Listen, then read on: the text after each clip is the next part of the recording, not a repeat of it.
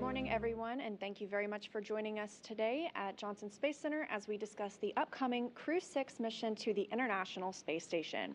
We're targeting no earlier than February 26th at 2:07 a.m. Eastern Time for that launch, carrying NASA astronauts Steve Bowen and Woody Hoburg, as well as United Arab Emirates astronaut Sultan Al-Nayati and Roscosmos cosmonaut Andrei Fedyaev. They'll be on a long-duration mission to the International Space Station, and we're joined today by panelists to discuss that upcoming launch and mission. To my left, we have Kathy Leaders, the Associate Administrator of the Space Operations Mission Directorate, Steve Stitch, Manager of the Commercial Crew Program, Joel Montalbano, Manager of the International Space Station Program, and joining us virtually, we have Sarah Walker, the Director of Dragon Mission Management at SpaceX, Sergei Krikalev, the Executive Director of Human Spaceflight Program for Roscosmos, and Salim Al-Mari, the Director General of the Mohammed bin Rashid Space Center for the United Arab Emirates. We're going to start off with some opening remarks for our panelists today before we get into the question and answer portion of the session. If you have a question and you are on the line, please raise your hand by pressing *1, and if your question is answered, you can remove that by pressing *2. But before we get there, we'll start with our opening remarks, first from Kathy Leaders. Thank you for being here. You know, this week is often a solemn and a thoughtful time for us in the NASA family, with the 20th anniversary of Columbia yesterday and our Day of Remembrance tomorrow. And it's just multiple reminders for us that we need to, in human spaceflight, remain vigilant and continue to recognize that we are keeping the safety of the crew in our hands. And so we're really headed into a very critical time right now in our joint operations in LEO. In fact, we're heading into, I would say, one of the busiest increments in the history of station. You know, we have a string of critical missions coming up with the flight of the replacement Soyuz, our Crew 6 launch, our Crew 5 return, and all that work is going to be preparing us with the crew complement to support the critical science that we'll be conducting, and then the additional crew visits that we have with our Boeing crewed flight test and our Axiom 2 mission. You know, I look at the patch, and this panel exemplifies to me the ISS collaboration, right? Here we are with our ISS program and our commercial crew program team, our partnership here with SpaceX, our professional relationship and continued relationship, teamwork with our Roscosmos partners. And then here we're getting a new face. Salim's joining the team on the increment. But I want to wrap up by saying this team here knows that they need to focus on us doing this right and us carefully working through each of these missions to ensure the safe operation of the International Space Station and our ongoing operations there. Thank you. And Steve. Thanks, Kathy. It's an honor to be here representing our Commercial Crew Program team today. This is always a time of year for me to sort of step back, and as we have our Commercial Crew Program Day of Remembrance activities tomorrow, to think about what we do and the diligence that it takes to put every mission together, the care of every spacecraft, the care of every decision we make relative to analysis and all those sorts of things. So, you know, spaceflight is certainly challenging. It still is challenging here in 2023, but we take that very seriously in Commercial Crew and are looking forward to a safe mission when we're ready to fly. It's exciting to be getting ready for Crew 6 as we get into that final phase. A lot of the hardware is already at the Kennedy Space Center. Dragon is being processed, is going through those final checkouts, and the crew will go down. I know Sarah will talk more about it, but the crew will go down and do a checkout of that spacecraft this weekend and look at the interior and all the systems on the spacecraft. We have almost all of the Falcon 9 hardware at the Cape for the flight. We still have the first stage is still getting its final processing in McGregor, Texas. It'll ship down around February 4th or so, and then we'll have all the hardware down for the flight for the final putting all the final pieces together. You know, our NASA and SpaceX teams are doing the final reviews of all the data for the flight. We're in the process of closing out any in-flight anomalies from other missions, and we're in the middle of doing that. Extremely proud of the team that we have. We've been working really hard, even through the holiday into the new year, and getting ready for Crew 6. And then, as Kathy said, we have a busy spring in front of us. We'll take each mission, you know, one step at a time, and the first one is Crew 6. And as Leah said, the launch date is February 26th, nice early in the morning, 2:07 Eastern launch time. And we'll be ready when the vehicle and all the hardware is ready to go, and the crew and all the other things it takes to execute the human spaceflight mission. Following that, we'll have about a 5-day handover, and then we'll bring the Crew 5 Dragon home. We will do an inspection of that vehicle before we bring it back, and that'll be around March 4th is when we'll undock and land, and a couple weeks before that, we'll inspect the heat shield and make sure it's ready to come home. And with that, I'll turn it over to my good friend and colleague, Joel Montalbano. Thank you, Steve, and thank you, Kathy. As Steve and Kathy mentioned, the Day of Remembrance, we also take a time out this week in the space station program and kind of reflect on the lessons learned and make sure we're still carrying those forward. It's important as we look at human spaceflight that we learn from the past and that we never forget and always bring those lessons with us. You know, on Crew 6, we're excited to talk on the horizon of another crew exchange mission, right? These missions are what we do, and they are what we can take together and showcase the International Space Station. With this crew, which Steve has 3 flights behind him. This will be his 4th mission. He'll be flying with 3 first-timers. Combination with Steve and then Frank Rubio on orbit, they'll help the first flyers get going. And this expedition will be another example of what we can do with the International Space Station. This crew will be scheduled for about 250 experiments for research. They'll also be doing technology development for exploration, as well as commercial low Earth orbit activities. We're continuing the integrated crew exchange that we started last year in the fall, so we'll have another cosmonaut on this mission. We'll also have the first long-duration United Arab Emirates crew member on the International Space Station. And Sultan, if you remember, he was the backup for Hazza when Hazza flew on the Soyuz. And so he's very familiar with the International Space Station, familiar with our program, and it's excited to have another country's astronaut on board, and it's excited to expand human spaceflight across the globe. This mission will launch on February 26th. Steve mentioned we'll have a short handover with the Crew 5.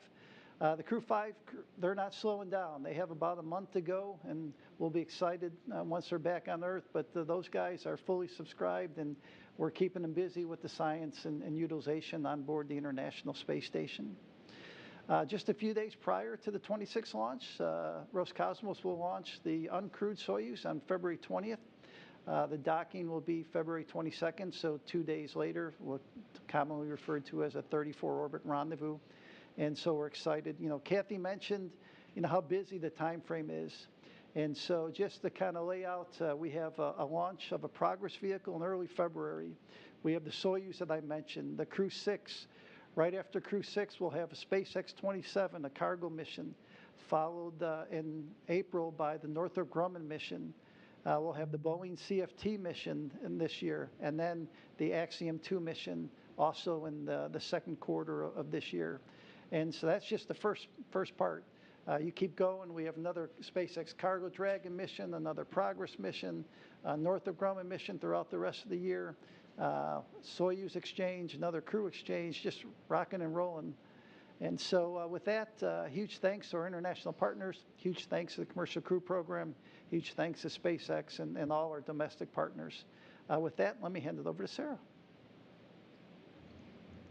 Thanks, Joel. I'm also very excited to start talking about the Crew 6 mission with all of you. This is our first human spaceflight mission of 2023, and it kicks off an exciting year for ISS, an exciting year for Dragon. Crew 6 is SpaceX's 8th human spaceflight mission to the International Space Station, and overall the 34th Dragon mission to the orbiting laboratory. It's been an honor to work with Steve, Woody, Andre, and Sultan, and we look forward to supporting their journey to ISS together in a few weeks. I know there's often interest in the specific vehicles being used each mission. So this is the first launch for this Falcon 9 booster and our fourth flight for the Dragon spacecraft, for this Dragon spacecraft for a human spaceflight mission. Say that 5 times fast. Fourth flight. This specific Dragon, it's named Endeavour. We previously flew it for the Demo 2 mission, the Crew 2 mission, and the Axiom 1 mission, all to the space station. So Steve mentioned we've got our crew equipment interface test coming up in about a week. We like to call it the Dragon test drive. It's a chance for the crew to get into their flight vehicle, into their flight suits, connect everything together, and really just get that final feel before their launch day that everything is working well together, comm checks, umbilical checks, everything. Thank you for including me in today's briefing. Thanks from all of us here at SpaceX to NASA, Roscosmos, and the Mohammed bin Rashid Space Center for their trust, partnership, and close collaboration on the Crew 6 launch. Lee, I think you're ready to hear from our international partners. Thanks, Sarah. That's right. And for our next opening remarks, we'll go to Sergei Krikalev, the Executive Director of Human Spaceflight Programs for Roscosmos.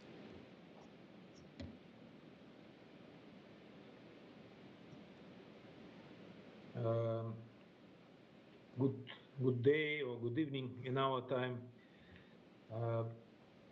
This time is the second time when a Russian cosmonaut is going to fly on SpaceX, and Andrei Fedyaev is going to fly on Crew 6 and join our long-duration mission on Russian segment of International Space Station. And he's going to replace Anna Kikina, who is working now on board and going to return back with Crew 5. So we see that this type of activity, exchange mission, integrated crew, is very useful and increase reliability of our missions. And as Joel said, we are going to send unmanned cargo vehicle Progress to International Space Station on February 9th, and going to send Soyuz to replace previous Soyuz on February 20th. So that's basically it. I'm ready to answer questions. Thank you, Sergei. And just before we go to our questions, we are going to turn it over to Salem Al-Mari, the Director General of Mohammed bin Rashid Space Center for the United Arab Emirates. Thank you very much. Hello, everybody, and good afternoon, good evening from Dubai. It's an honor and pleasure to be here. Today, I thought I'd give a quick introduction to the Mohammed bin Rashid Space Center. Maybe a lot of our listeners today are not fully aware of the center itself. We were established as a government entity based in Dubai in 2006, so close to 20 years. And we have 4 main areas that we are working in currently. The first was and is Earth observation satellites, where we build satellites from 100 kilos all the way up to 1 ton here in Dubai and the UAE. The second program that we have is our Mars exploration program, where we launched jointly with the UAE Space Agency the first mission to Mars from this region.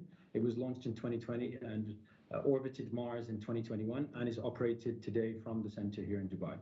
Our third program is a focus on moon exploration, and we recently launched our first rover to the surface of the moon. This hopefully should land with the Japanese lander sometime in April of this year. So that's an exciting program that we're working on, and we are planning our second and third rovers as we speak now.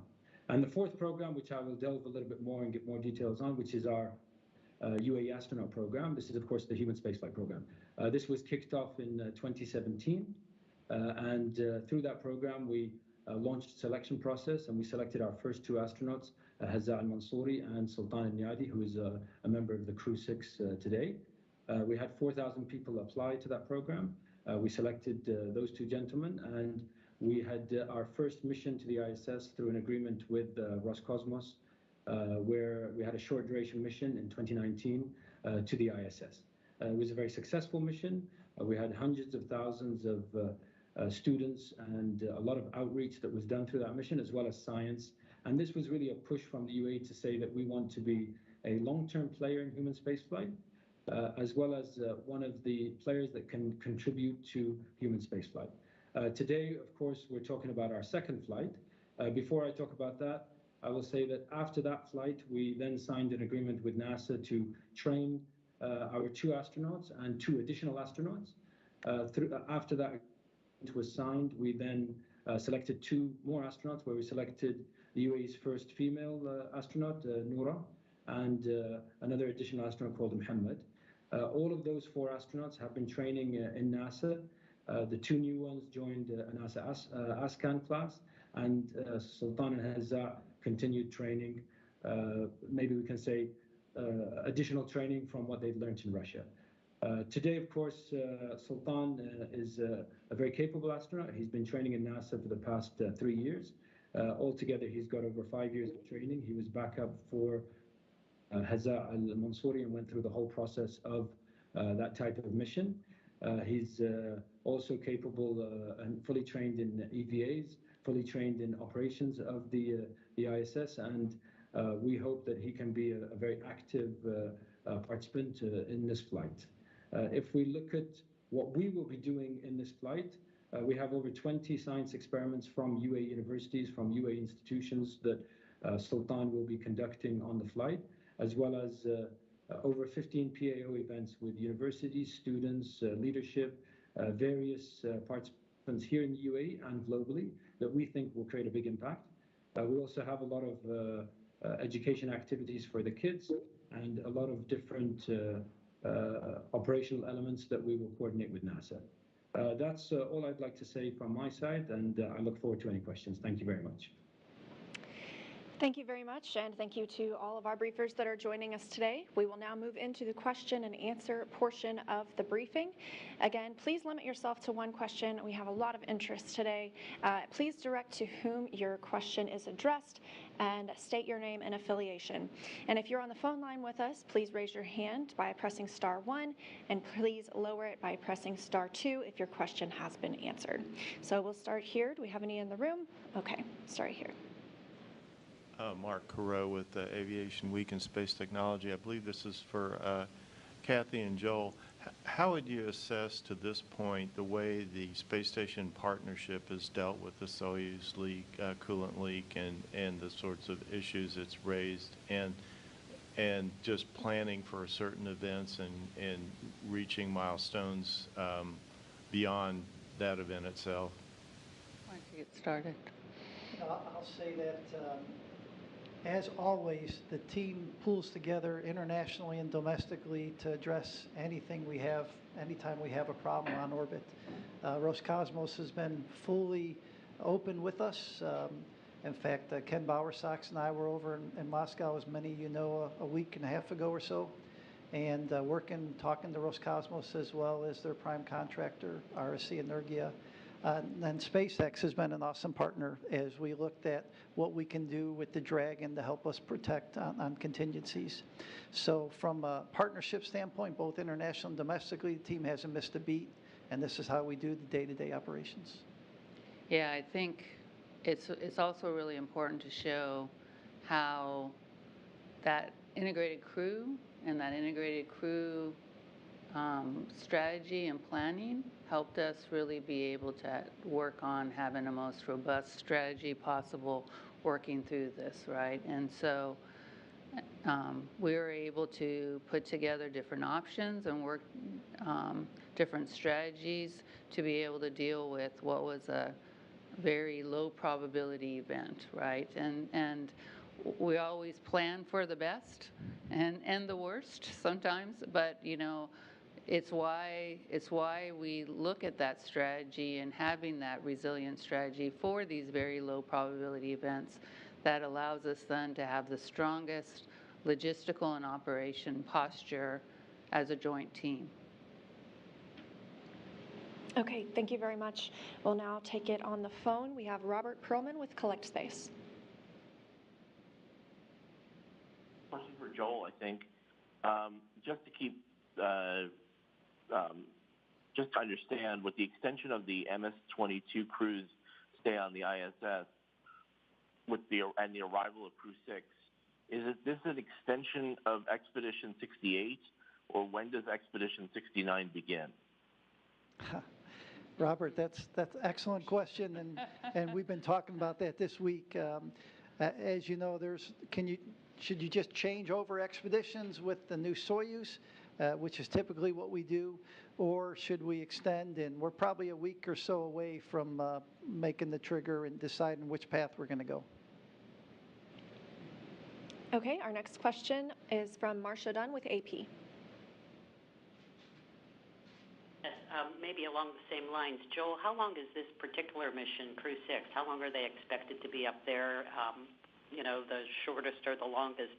And for SpaceX, I'm wondering if the Soyuz leak and impact strike, was that sort of a wake-up call for you? Could something like that happen to the Dragon while it's parked at the space station? And are there any plans to try to make your capsule more robust so something like this couldn't happen? Thank you. I'll take the first part. It's about a 6-month mission, and so 180 days, 182 days or so is what we're planning for Crew 6. I can start out with what we've done, and then maybe Sarah can jump in relative to MMOD and the Dragon. First of all, we have designed that vehicle to have a certain amount of shielding for the environment already around critical systems like the propellant tanks and other areas. And so we went in with the design knowing that this was one of our highest risk areas, and so we put some shielding and different things in place. We do obviously inspect the vehicle before the vehicle returns, and so we'll do an inspection in the couple of weeks prior to undock. And then, just yesterday at the Program Control Board, we started to talk about a little bit, is there anything we can do now that the environment may be a little higher than in the past? Could we go put in some additional shielding? And we'll go work with Sarah and the SpaceX team to go lay that in and see if there's something else we can do. We certainly understand MMOD is a big risk. When I worked on the Space Shuttle program a number of years ago, it was our highest risk. We had one flight where we almost had some significant damage to a radiator that could have been a mission impact as well. So we continue to watch it very carefully and know that it's something that we have to manage very carefully for these missions. And we did have Sarah on. I think she was muted. So Sarah, if you wanted to add anything, feel free.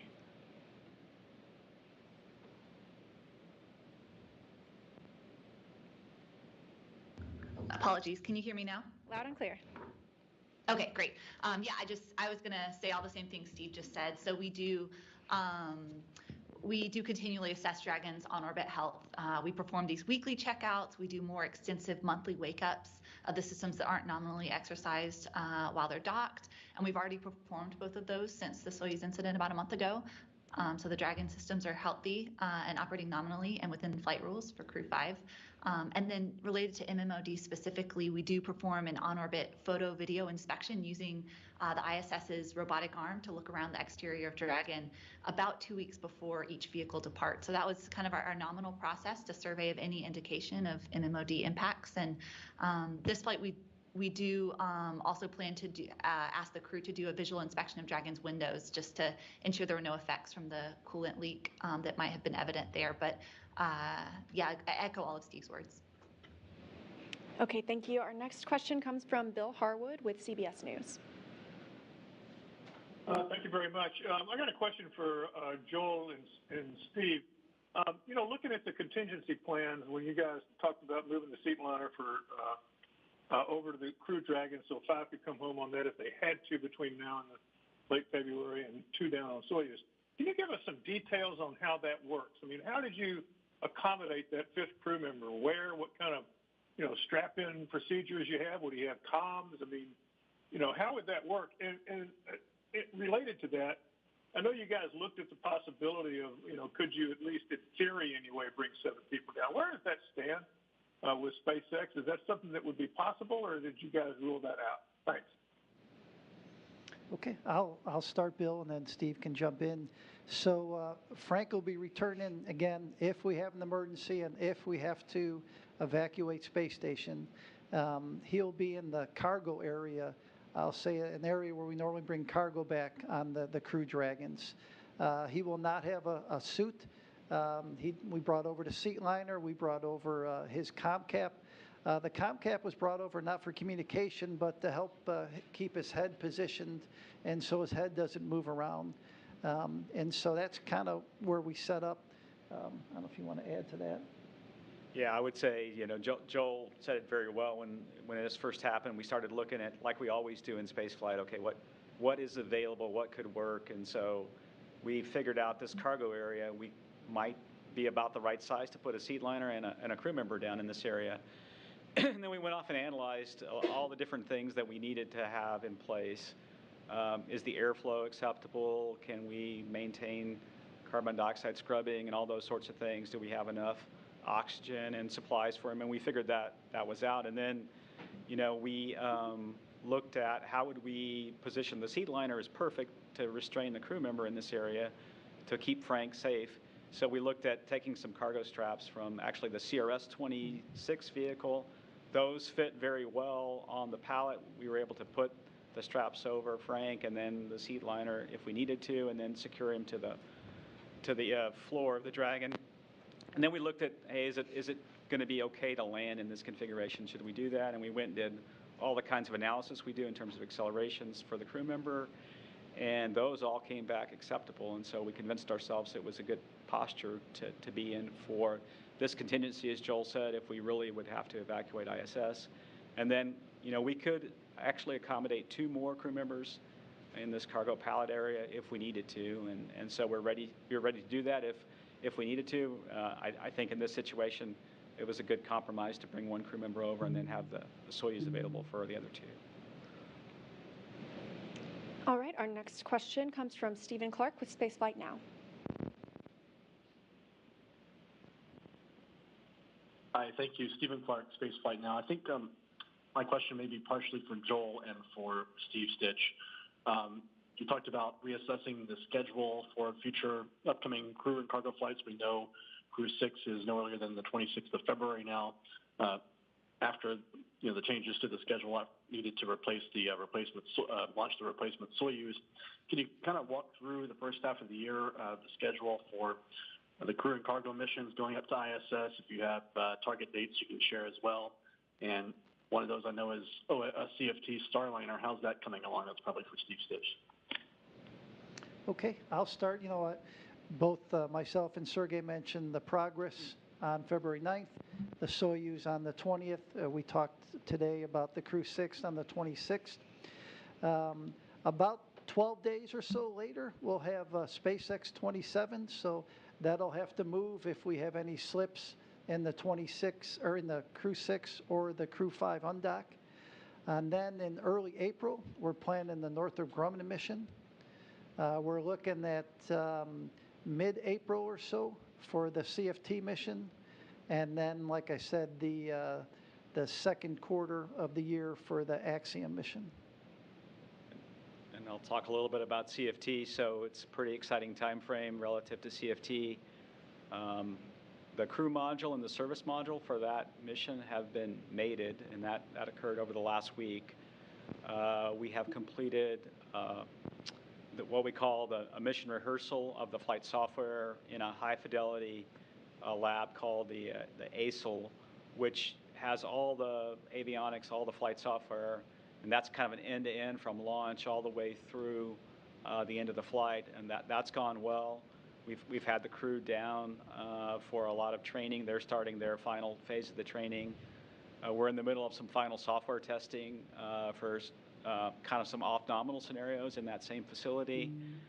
So right now we're looking pretty good. And then the one thing we have to do that's a little different is from OFT2 is close out a lot of certification work for that flight, and we are working hand in hand with Boeing to do that work over the here in January and all the way up through the April timeframe. And so we'll take our time. We'll work through that certification. We'll work through the vehicle processing, the final testing of the flight software, and then we'll go fly in April if we're ready. I know Sonny and Butch are very excited, and they're having a lot of fun going through their final phase of training. So. Our next question is from Jackie Waddles with CNN.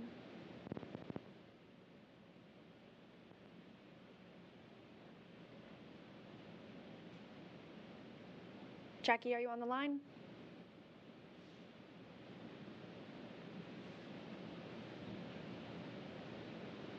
Okay, we can come back. We'll move on to Jeff Faust with Space News. Hi, Good afternoon. Question probably for either Joel or Kathy. What's the long-term outlook for integrated crews going into this fall and beyond? Are you still planning swaps on the Soyuz and Crew 7 missions this fall? And does Frank Rubio's extended stay on the station change any of those plans? Thanks. Okay, so right now we're still working with Roscosmos on the swap in the fall of this year. My goal is that we continue the integrated crews. I think it's important, as Kathy mentioned earlier, for the program and for human space flight. So we're not finalized yet on the fall, but we are continuing to work in that direction. Next on the phone, we have Lauren Grush with Bloomberg.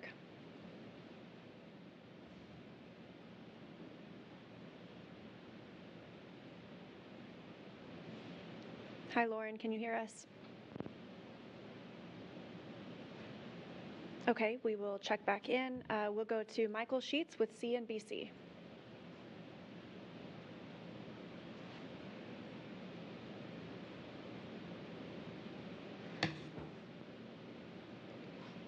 All right, it looks like next up we have Tim Fernholtz with Quartz.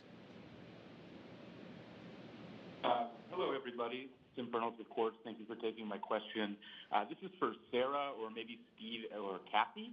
But I'm curious for Dragon training for international astronauts, how that proceeds given export control rules and ITAR.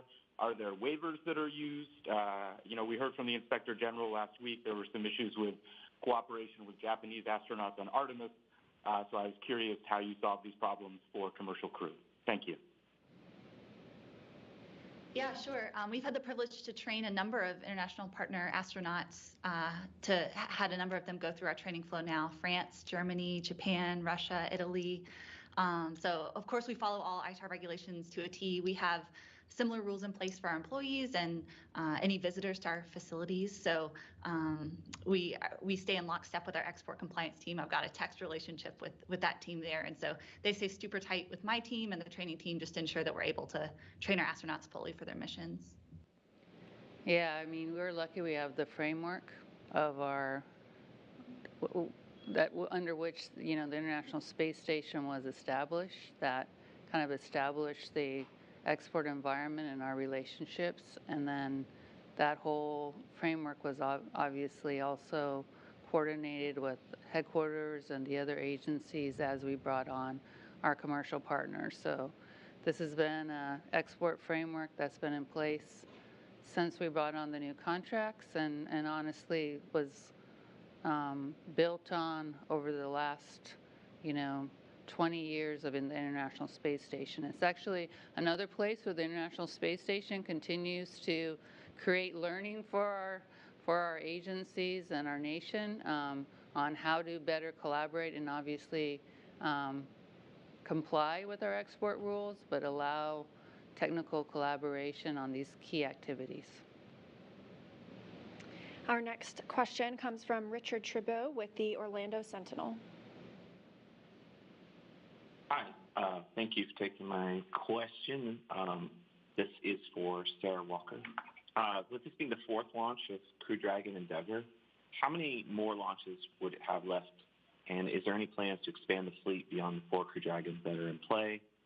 But also, what efforts are being made to ensure the same level of human safety on Crew Dragon's eventual replacement, Starship? So it being a new design, not fixed wing, not a capsule. And that's my question. Thank you. Yes, thanks for your question. So we actually have one more Crew Dragon vehicle in early stages of production now. We expect it to come online and enter the flight rotation late next year, I believe. So that'll bring us to a fleet total of 3 cargo vehicles and 5 crew vehicles. And those are already certified for 5 flights each and well underway through their qualification campaign to expand that much further. We expect 15 flights for most components. So I think that will carry us well through the manifest that we see ahead of us. Our next question comes from David Denault with About Space Today.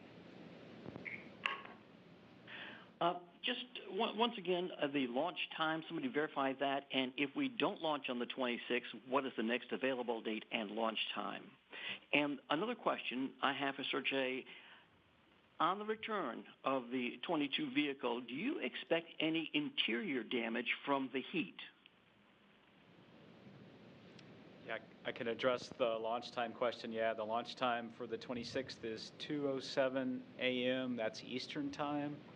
And then we're well set up for 3 launch opportunities in a row that would satisfy the requirements to dock at the International Space Station. And the launch time, for the next day, I don't have the exact time, would be about 23 or 24 minutes earlier. So, it'd be about 1:40 something Eastern time. So. Always scary doing math in public. It is. Yeah, it's very. And as for my part of the question, we are going to return back damaged vehicle basically in nominal mode. We have several backup opportunities using different equipment, and we expect the temperature inside equipment compartment and the crew compartment is going to be higher than nominal. That's why we don't return back crew using this Soyuz. But we know that most of equipment built with pretty big margins, so we expect the temperature is going to be higher, but we think that temperature wouldn't exceed the limits that could damage the equipment. So even if some of equipment will work not in a proper way, we still hope that non-vehicle in controlled mode, and we are going to use this reentry as another test opportunity.